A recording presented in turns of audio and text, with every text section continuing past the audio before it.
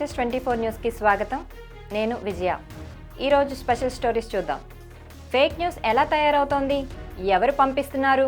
మన చేతుల్లో ఉన్న మొబైల్ మన ఆలోచనలను మార్చేస్తుందా? కానీ అసలు ఆ ఆలోచనలే నిజమంటావా?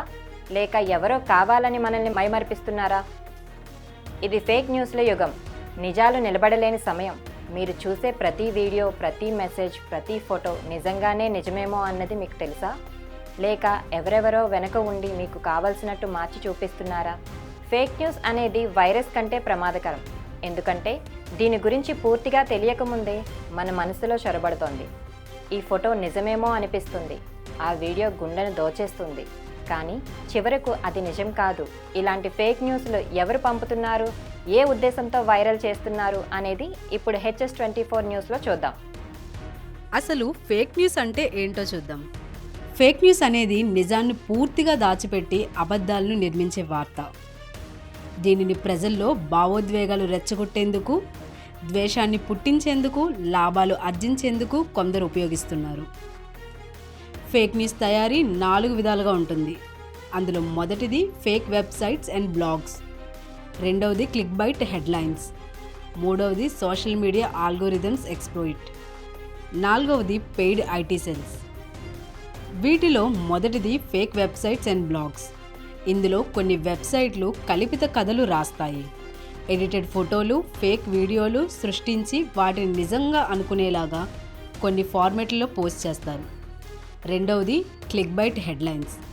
హెడ్లైన్లో ఒకలా, వివరాల్లోకి వెళ్తే మరోలా ఉండడం. వ్యూయర్ ఎంగేజ్ అయ్యేలా హెడ్లైన్ ఉంటుంది, కానీ అందులో సమాచారం వేరేలా ఉంటుంది. ఉదాహరణకు, ప్రముఖ హీరో అరెస్ట్, కానీ వివరాల్లోకి వెళ్తే వేరే వార్త ఉంటుంది. మూడవది social media algorithms exploit. Facebook, WhatsApp, Instagram, Telegram గ్రూపుల ద్వారా క్షణాల్లో లక్షల మందికి చేరేలా చేస్తాయి. నాలుగవది పెయిడ్ ఐటీ సెల్స్. కొన్ని రాజకీయ పార్టీల ఐటీ సెల్స్ వ్యూహాత్మకంగా అసత్య సమాచారాన్ని ప్రచారం చేస్తాయి. 2023-24లో జరిగిన ప్రముఖ ఫేక్ న్యూస్కి సంబంధించిన 5 ఉదాహరణలను చూద్దాం. మొదటిది Ram Mandir inauguration. AI fake ఫోటోలు. ఫేక్ ఫోటోల్లో డివోషనల్ మ్యానిపులేషన్ టెక్నిక్. ప్రజల భక్తిని లక్ష్యంగా పెట్టుకొని ఎమోషనల్ కనెక్ట్ పెంచేలా ఫోటో మార్ఫింగ్ చేశారు. ఆలయ నిర్మాణం చాలా అసాధారణమైన ప్రకాశంతో ఉంటే ఏఐలో దీనిని సాధారణంగా ఉండేలా చూపించారు. కొన్ని ఫోటోలలో దక్షిణ భారత ఆలయ శైలిని మిక్స్ చేసి ఉత్తర భారత శైలిగా చూపించారు. మరికొన్ని ఫేక్ ఫోటోలలో పుష్పవర్షం, దేవతా స్వరూపాలు కూడా జత చేశారు. ఇవన్నీ ఫేక్ న్యూస్కి నిదర్శనాలు. పలు వెబ్సైట్లు ఈ ఫోటోలను రామరాజ్యం వచ్చింది అంటూ పొలిటికల్ ప్రాపగండాగా వాడిన తీరు సరైంది కాదు. ఎందుకంటే దేవాలయ విశ్వాసం ప్రజల్లో బలంగా ఉంది. దానిని క్యాష్ చేసేందుకు ఈ ఫేక్ నెరేటివ్ చేశారు. కాబట్టి ఇందులో మన ఆరాధ్య దేవుళ్ళు కూడా ఏఐ చేతిలో బలవుతున్నారు. రెండవది అగ్నివీ రిక్రూట్మెంట్లో డెడ్ బాడీస్ ఫేక్ న్యూస్. ఈ ఫేక్ వీడియోను సోషల్ మీడియాలో కొన్ని గ్రూపుల్లో వ్యూహాత్మకంగా అప్లోడ్ చేసి అగ్నిపత్ స్కీమ్ మీద ప్రజల్లో ద్వేషం రేపేందుకు వాడారు.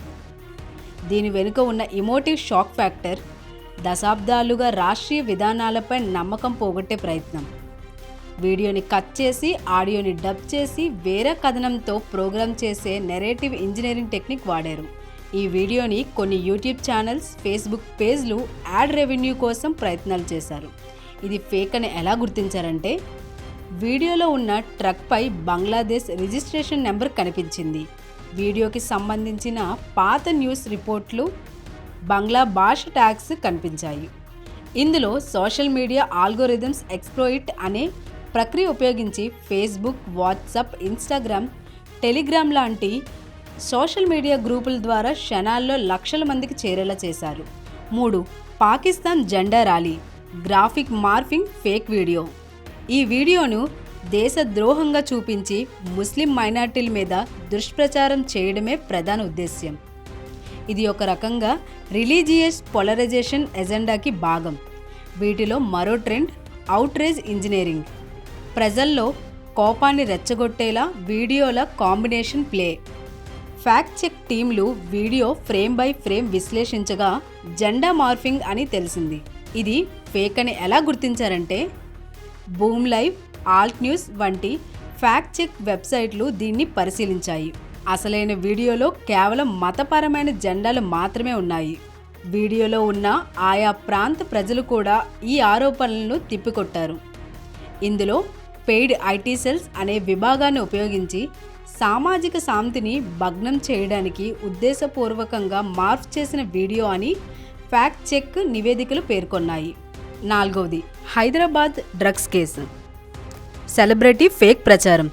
పేరు ప్రఖ్యాతులుగాంచిన ప్రముఖ నటీనటులను డ్రగ్స్ కేసు లాంటి వాటిల్లో ఇష్టానుసారంగా ఇరికించి ఆ వీడియోలను పోస్ట్ చేయడం, క్యారెక్టర్ అసాసినేషన్ ఎకనామీతోనే ఈ వీడియోలకి వ్యూస్ పెరిగేలా చేస్తారు. కొందరు influencer pages, small YouTube channels వాళ్ళు కేవలం యాడ్ రెవెన్యూ కోసమే ఈ ఫాల్స్ అక్యుజేషన్ కంటెంట్ తయారు చేస్తున్నారు. సెన్సేషనల్ లింక్ బిల్డింగ్ అనే టెక్నిక్ ఉపయోగించి యథార్థం లేని వాటికి పాత ఫోటోల్ని కలిపి అవన్నీ సెన్సేషనల్ అయ్యేలా చేస్తారు. ఈ తప్పుడు ప్రచారాల వల్ల సెలబ్రిటీలు కోర్టులో డిఫార్మేషన్ కేసెస్ వేయాల్సి వచ్చింది. నిజానికి ఈ సెలబ్రిటీలు కేసుల్లో ఎలాంటి విచారణకు పాల్పడలేదు. తప్పుడు ప్రచారం ఎలా జరుగుతుందంటే సోషల్ మీడియాలో అసత్య పోస్టులు, మార్ఫింగ్ ఫోటోలు షేర్ చేయడం మొదలైంది. వాట్సాప్ ఫార్వర్డ్స్, యూట్యూబ్ వీడియోలు, ట్విట్టర్ ట్యాగ్స్ ద్వారా అసత్యంగా ప్రచారం జరిగింది.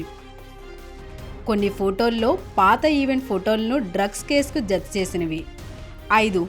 Covid time chicken fake news. ఈ తప్పుడు ప్రచారానికి మూలం ఫియర్ మార్కెటింగ్ సైకాలజీ. పౌల్ట్రీ రైతులకు నష్టం మాత్రమే కాదు, మొత్తం రూరల్ ఎకనామీకి దెబ్బ తగిలింది. కొన్ని మీట్ ఆల్టర్నేటివ్స్ బ్రాండ్స్ దీన్ని ప్రోపగండాగా వాడినట్టు ఆరోపణలు కూడా వచ్చాయి. ఈ ప్రచారం తర్వాత పౌల్ట్రీ మార్కెట్ 30 నుంచి 40% దాకా డిగ్రేడ్ అయింది. రైతులు అప్పులు ఊబిలో పడిపోయారు.